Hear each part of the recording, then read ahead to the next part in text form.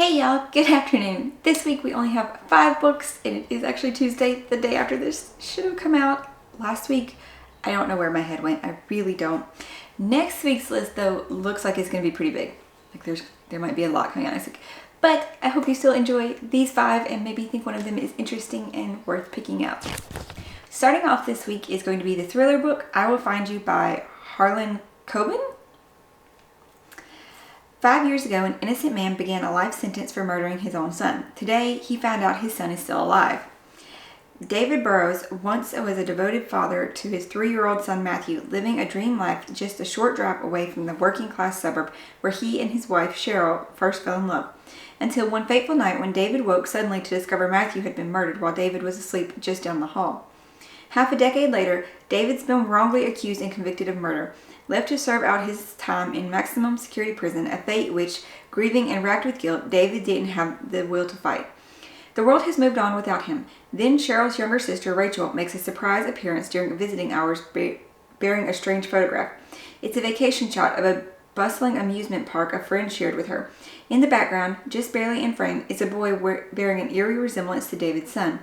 Even though it can't be, David just knows Matthew is still alive.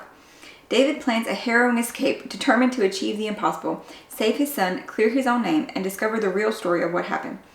But with his life on the line and the FBI following his every move, can David evade capture long enough to reveal the shocking truth?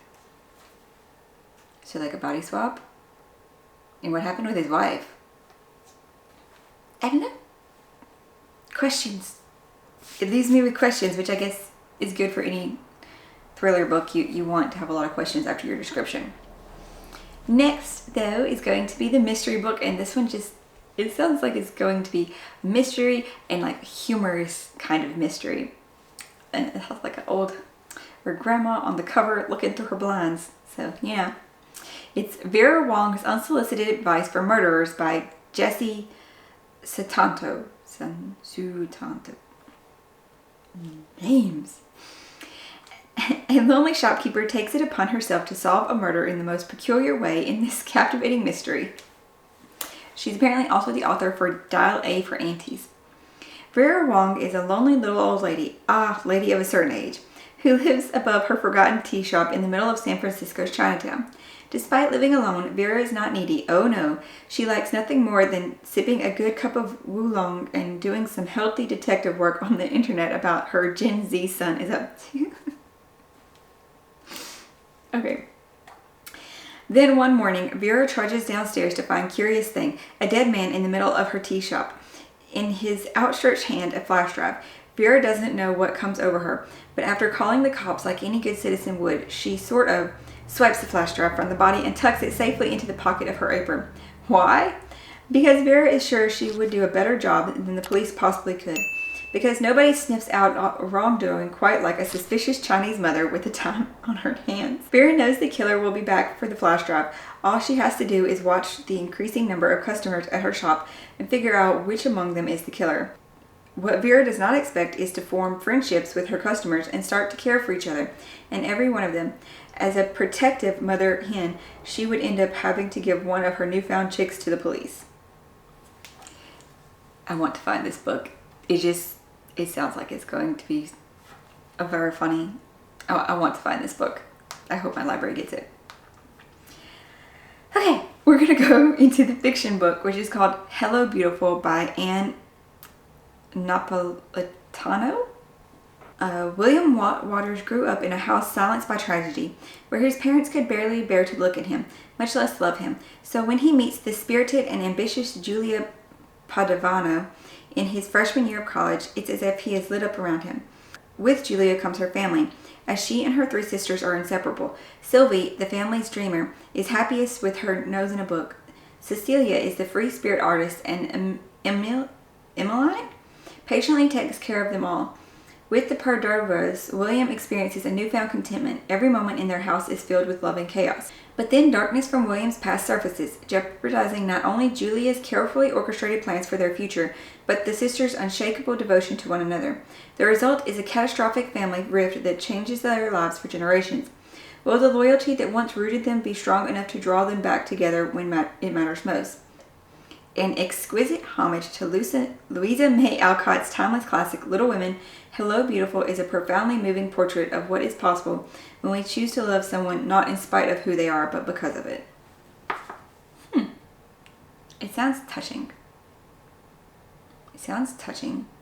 And it might be one that I would like to hear other people tell me about, though. Because it might be too much of a style that I don't care to read myself. But I like the books, and I like hearing other people talk about the books. Yes, so I can enjoy them from other people's descriptions and enjoyments of them. Yes. Maybe that's weird. I don't know. The next one is a YA, and I think it's more fiction, really, than fantasy. I think so. This is The Memory Eater by Rebecca Mahoney. A teenage girl must save her town from a memory-devouring monster in the piercing exploration of grief, trauma, and memory from the author of The Valley and the Flood. For generations, a monster called the Memory Eater has lived in the caves of Whistler Beach, Maine, surviving off the unhappy memories of those who want to forget. And for generations, the Harlows have been in charge of keeping her locked up and keeping her fed. After her grandmother dies, 17-year-old Alana Harlow inherits the family business. But there's something Alana doesn't know. The strange gaps in her memory aren't from an accident. Her memories have been taken, eaten. And with them, she's lost the knowledge of how to keep the monster contained. Now the Memory Eater is loose. Alana's mistake could cost Whistler Beach everything, unless she can figure out how to retrieve her memories and recapture the monster. But as Alana delves deeper into her family's magic and history of her town, she discovers a shocking secret at the center of the Harlow family business and learns that tampering with memories always comes at a price. So an interesting sounding YA, I'll give it that. It is different. And our last one is going to be a fantasy. It's called The Coven by Harper L. Woods and Adeline Forrest. Revenge. Raised to be my father's weapon against the coven that took away his sister and his birthright. I would do anything to protect my younger brother from suffering the same fate. My duty forces me into the secret town of Crystal Hollow and the prestigious Hollows Grove University, where the best and brightest of my kind learn to practice their magic free from human judgment. There's no whispered words here, no condemnation for the blood that flows through my veins. The only animosity I face comes from the beautiful and infuriating headmaster, Alaric Grayson Thorne, a man who despises me just as much as I loathe him and everything he stands for. But that doesn't mean secrets don't threaten to tear the school in two. No one talks about the bloody massacre that forced it to close decades prior, only the opportunity it can afford to those fortunate enough to attend.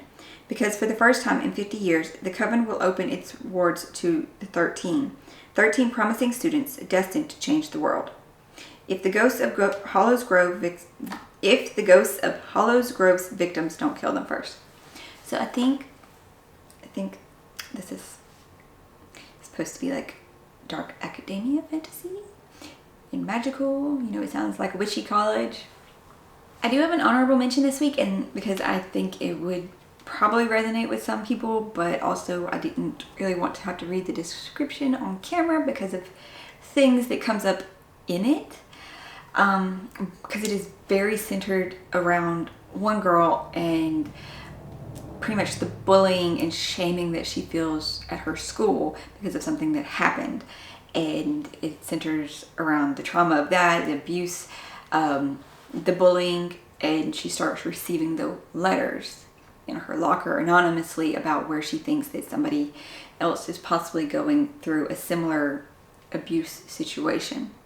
So there's a lot of warnings for this book, but it did sound, I don't know how to describe it. It did sound like it would be a good novel for some people who want to be able to read books like that, or who can handle books like that. So I do encourage maybe some of you to go check out Dear Medusa. It is a YA. It's going to be written from this teenager girl's perspective and just dealing with the trauma of what she went through and what she's going through with the bullying of her school.